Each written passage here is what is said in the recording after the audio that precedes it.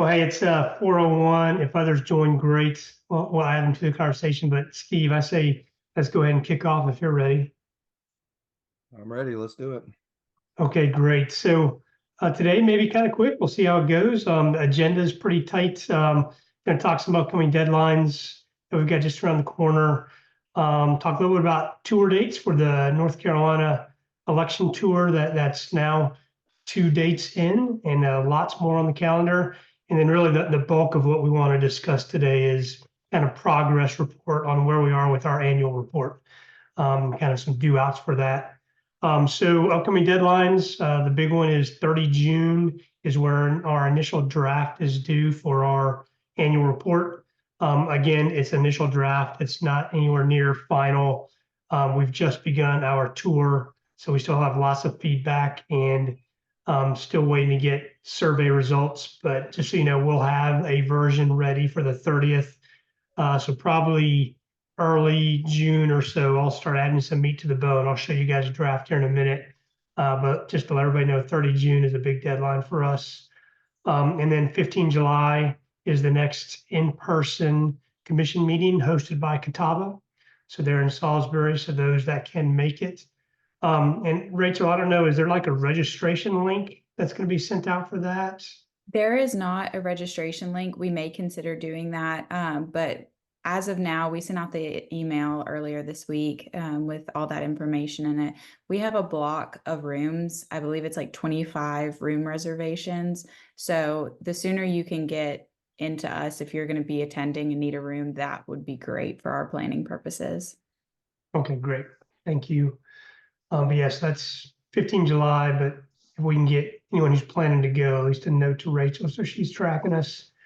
Upcoming election tour dates. So I got to attend my first election tour event in Winston-Salem here recently. Great event. Can always ask for more people to show. I think we had about 20 or so in the audience, but very engaged, great questions, great commentary, really well done. And so I took lots of notes there. And if anybody doesn't know, we can send the link. But both of our election tour events so far, Rachel's got links for those. They recorded them. My only feedback there is the sound is really low. So if you're listening to those, put on headphones. It actually helps out quite a bit, or turn up your volume. But I'm going through those in detail as I kind of capture feedback that I think is going to go into our annual report. But it was well done. Our next one is going to be the 25th of June, and that's a virtual event. So hopefully we'll get a lot more attendees. And as soon as we get that, I'm going to push that out to my network so I can try to get as many other vet groups, at least awareness of that's going on. But 25 June is that event. So I would highly encourage, if you've never been to one, to sit in. And then we've got quite a full schedule starting in August of tens of events coming up in August. So recommend getting on that list, finding out when it's coming to your town or anywhere near, and seeing if you can support, because it's really well done.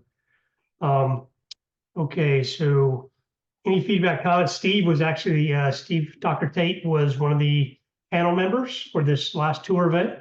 Did very well, I might add, as one of our cyber SMEs. So I don't know, Steve, any feedback, commentary from your time on the panel?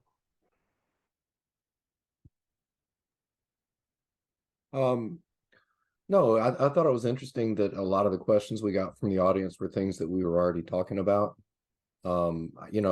There's some widespread concerns and things people have heard about cybersecurity that they want clarified. I also went back and listened to watched the video from Cullweed, the other one. And again, it was a lot of the same thing. People seem to be concerned about machine connectivity, voting equipment, whether it's connected to the internet. And people were concerned about, there were some concerns about how the touchscreen ballot marking devices worked, and then physical security of the machine. So those are the themes that I think, and we heard some of those in Winston-Salem too. So those are some key issues that we need to address in the report, I think. May I ask, I've not attended one of these yet. is that kind of audience a representative meeting space for what those tour stops have been like the last 12 months?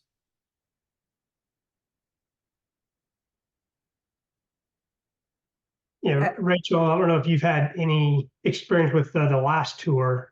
Yeah, so the last tour we did was in 2022. Okay. And we had, I would say, maybe a month to plan all of the stops. And we did, I believe it was around 14 with one virtual. So we had a wide range of attendance. Some, I think at most we had like 150. And then there were some that we had like 20 to 30. And the first two that we've done so far this year, unfortunately, they've had relatively low turnout just because we kind of were in that same situation where we didn't have a very long runway to plan this and advertise it. But our next ones, like James said, they are going to be later on in the year, and we are already kind of churning out the plans for those, and are hoping to have a much better media strategy going into this. To get the word out to people so that we can have higher attendance, because that is the goal. So if you all would like to attend, I can send you the whole list. And if you know of people in these areas that would be willing to advertise it, that would be awesome. And kind of, I think, getting after Ted's other part of his question, are the feedback that you're seeing at these first two pretty similar to what were concerns in 22? I would say so. I think a lot of people are most concerned about the cybersecurity aspect. So I would say, yeah, they are pretty similar. I would say the Winston-Salem panel may have been the best panel we've had so far, just with the variety of just the commentary was really interesting. It was very well done. And for those that haven't been to one, so the panel was made up of a mix of some subject matter experts, like Dr. Tate was in there covering cyber. Tori Crass, who spoke to us a couple sessions ago, was on the panel. And then sort of the other half, the other four members were election officials from Forsyth County. So from their county election board, kind of giving some insight on what they see on the ground running elections in Forsyth County. So I assume that that's kind of how our mix will be going forward, is, a little bit SME and then a little bit of election official. So you kind of get the local taste. There was We We also also there usually was an have attorney there, we usually right? try to have a Republican and a Democrat attorney, but we did not. We were not able to find a Democrat attorney, so normally we do have attorneys who can speak to like legal issues. Yeah. So this is Tony for the Salisbury one, August 28th. If Rachel can send me some kind of a flyer with the pertinent information, I'll talk to our city, our county, and our chamber. They all have e-news with pretty wide distribution, and we can start getting that out if that would be helpful. Okay, perfect. We are still trying to narrow down a venue. I am assuming it's probably going to be at Catawba College, but we just need to verify that. And once we do that, probably in the next week or so, I'll get all that information over to you. We point out Scott has his hand up there. So yeah, thanks, Steve. Yeah, a follow up to Ted's question. Part of what I understood the question to be is, who's asking these kinds of questions. What's interesting is these questions have been, from my experience, in circulation for the last 25 years, since like 1999, which notably at that point in time, a lot of the new equipment was connected via modem back to the main office. And I think that's where the initial concerns happened. But in the early 2000s, it was the progressives and the left that was asking these questions. So these questions get recycled over time to different groups, and they kind of have a life of their own. They're not really reflective, I think, of the group that's out there, other than, in the last couple of years, some of these theories have been promulgated in certain circles. So, but the questions are not new. They don't go away. The concerns around them change based upon perspective. And I found out with most election security issues, with cyber or physical security, is the questions have been around forever. It's just new people asking them. Some of them weren't voters 25 years ago. So it's a regular stock of concerns. So there's a really, you can always count on those questions. No, that's a great point, Scott. Yeah, I think we're probably not going to get away from some of the main concerns that people have always had when you start putting machines. But it was good commentary. And I'll go ahead and use this as sort of a segue. Make sure everybody can see my desktop, I assume. And so what we've done so this is back, I showed this our last cycle, our committee final report still in draft, but everybody can access it and look at what we've done so far. And really the big update is now that we've gone through 2 tour events, I've started calling through the video, the commentary, and bringing out those themes. And so these 5 are kind of what I've been pulling out so far. And they're just kind of like Scott said, I know these aren't new or surprising anybody, but some of the ones that came off the top that weren't necessarily cyber related, although there's a cyber spin or security spin, is basic understanding of cybersecurity in general. What makes up cybersecurity, how that works. Is it, it's not all about hacking. It's usually about the layers of security on how you can access technology in general and the people and processes that protect that technology. So there are a few questions in there just about what is cybersecurity, what do we mean? Another one about, and this kind of gets after Scott's comment on, technology has advanced since the late 90s. And so there are questions out there about how the new technology works. Coming out of the last couple election cycles, there was, big press about certain types of election equipment, certain brands of election equipment. And so people have concerns now because it's in the media about what types of election equipment are used in North Carolina. And so we got quite a few questions on how the equipment works, what does it look like, how is it secured, whether that's during the election or, before the election happens. There were a couple questions on election processes, which is why we have election officials as part of the panel, just understanding, the life of a ballot.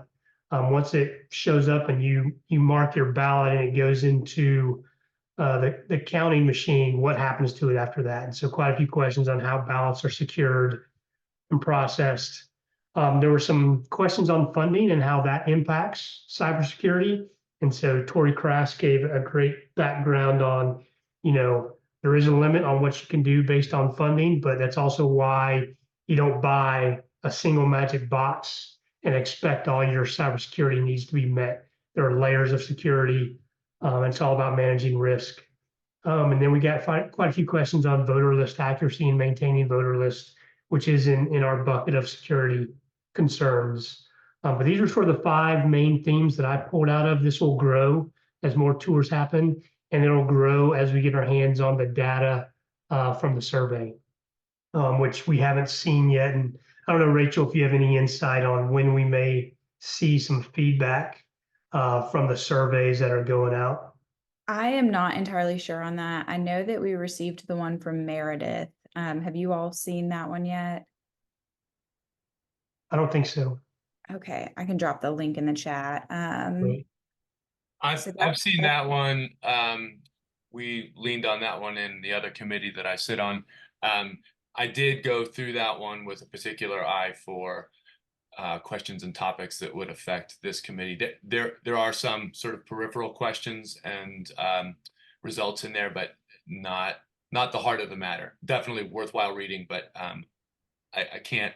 James, I'll double check that. I've got a copy of it on my desktop, but I don't remember that there was anything that was directly pertinent to the conversations we're having here. I appreciate that, Ted.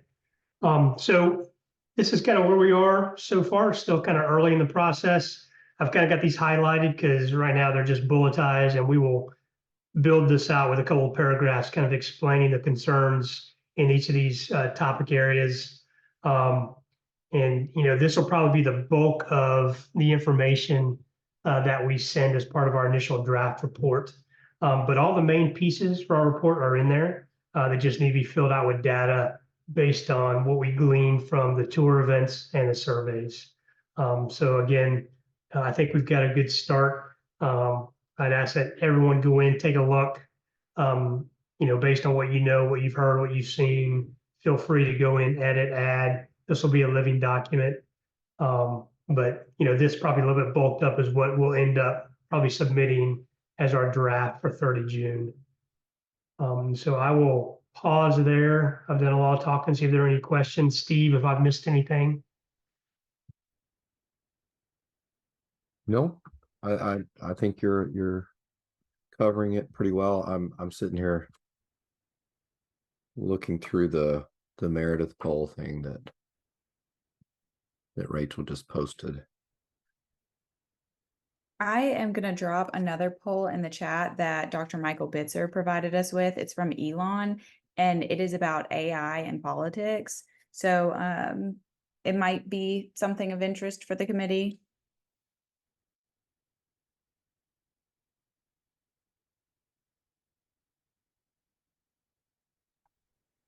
Thanks, Rachel. I will ask if I can ask a process question. So with us expecting a draft to be submitted late June and then a final report December, is that what we're projecting? Yep. Yep. So what I have not thought at all about with either committee I sit on is what do we expect to grow from the June draft and the final draft? Is that just iteration on what we've already produced? Do we anticipate incorporating some input based on the general elections that happened in November? I guess not to think about the final report before we finish the draft, but as the steps are laid here, what is going to be the big development between the draft and the final? So Ted, I'll kind of give my perspective where I think it's going as I understand it, and then Steve, please jump in, or Rachel. So right now we're kind of in the data collection. That's why it's kind of sparse, and we'll continue to grow that. What I think is going to be added is I think there will be some sort of best practices in what we're learning from the election cycle. Still TBD on what venues we're going to use to necessarily gather that, other than some personal experience, people that are working through. But I do see a part of our report going into this is what we saw in the election cycle itself. And then the biggest part that'll show that, the section of the report that will grow, is sort of this part here towards the end, which is what did your committee learn during the process?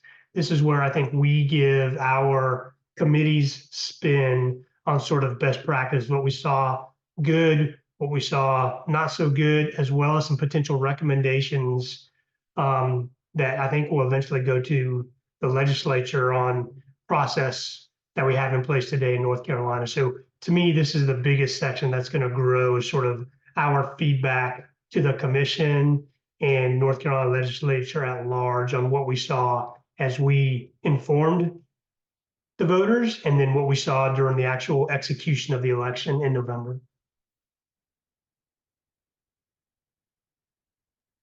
And I'll punctuate that with just saying maybe that was kind of a loaded question.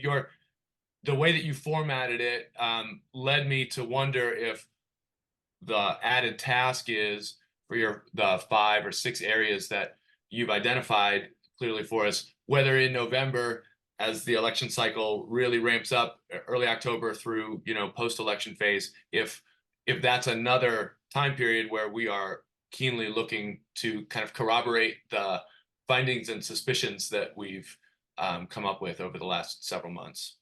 No, you're spot on, Ted. And we will. I think as we get closer, we'll have probably a couple of sessions dedicated to just figuring out what those information requirements are. And I don't think, and Rachel, come over the top if I misstate anything. So I used the format they kind of gave us. I'm not super thrilled with it.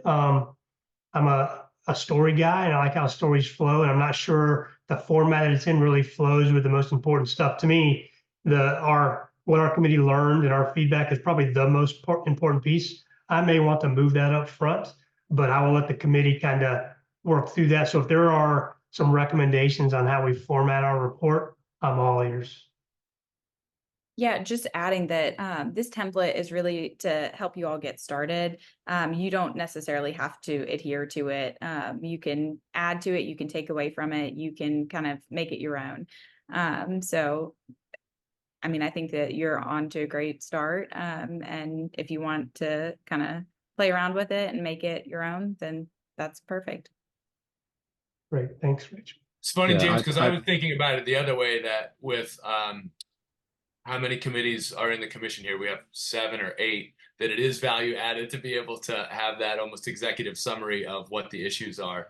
But I also agree the story is important with depending on who your audience is. So I think I would agree with your statement that as this fleshes out, that what did your committee learn section maybe moves front. Sorry, Stephen, I spoke over you. No, it's fine. I think I was going to sort of emphasize what both of you just said. I think the findings and recommendations, that to me feels like the executive summary part. That's up there, and then you flesh it out and the rest. So here are the key things. And the earlier thing that I heard was, this gives us some very specific things to focus on as the election cycle progresses, as we go through the upcoming election, paying specific attention to the things that we've identified here, and then we can sort of summarize that in the final report. I think that's, so we're not trying to look at everything, right? So this identifies specific things to watch. We watch those and have additional findings at the end. Perfect. Okay, so I'll push back to the team. Any comments, questions on process, kind of where we're heading next? Really, I'm gathering data. Everybody can gather data on how to flush out this report, and then focused on kind of getting people involved in pushing the tour events so we can get some good participation there. I think is kind of where our focus is. So any questions, comments from the group?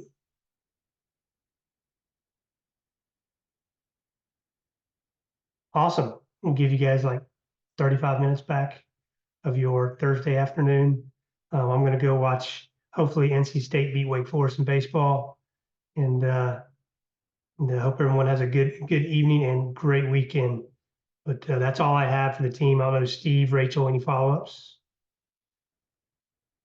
No, how do you want to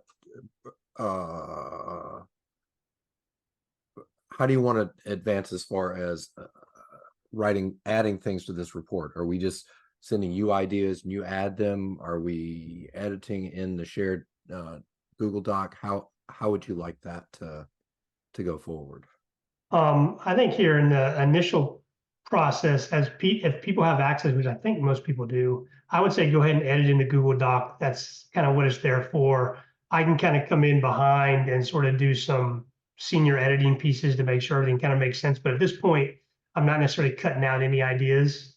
I think as much as we can get in there is great. And so I'd be very comfortable with people just going in and editing the doc on their own and adding their piece or whatever they believe is functional and works. Okay. So for example, I'm sitting here looking at what you have on the screen has NCGS 163 directs. And I had pulled out some of those things a few meetings ago. And so I could cut and paste those under that if all of that's all right. Yeah. Okay. All right, great. All right, James, one more time. Oh, go ahead, Ted. Yeah, I missed last meeting. I listened to the recording of that, and I wonder, now that we're knocking on the doorstep of the draft being due, are there areas that need more research? Or maybe I'll just make a statement to the group that if there are particular areas that we need more contribution to, I guess let me know, and I would be happy to take a chunk if you feel like we're missing pieces. I certainly can't promise expertise, but I'll do due diligence for research. No, I appreciate that, Ted. The one area that's kind of empty right now, and it's just based on the information we got in, is the survey data. So being able to kind of go in and pull out pieces of the surveys that matter to us. that part is sort of an empty slate. So if there was a place where I'd say, hey, spend some time, that'd probably be my first go. All right, great. Well, actually, what I'll offer is I spent a lot of time in some of the national surveys that came out of the last presidential cycle to use as inputs for some of our commentary in the other committee. And there are sections of those that address voters' concerns with some of the topics that fall under our purview. They are not North Carolina voters necessarily, nor are they 2024 voters, but I look at those and maybe see what we can glean there to maybe help inform what we hope to see comes out of our more local surveys. That's perfect, Ted. I appreciate that. Okay, going once, going twice. You guys have a great Thursday night, and we'll talk soon. Thanks, everybody. Thank y'all. Thanks, You have a James. good one.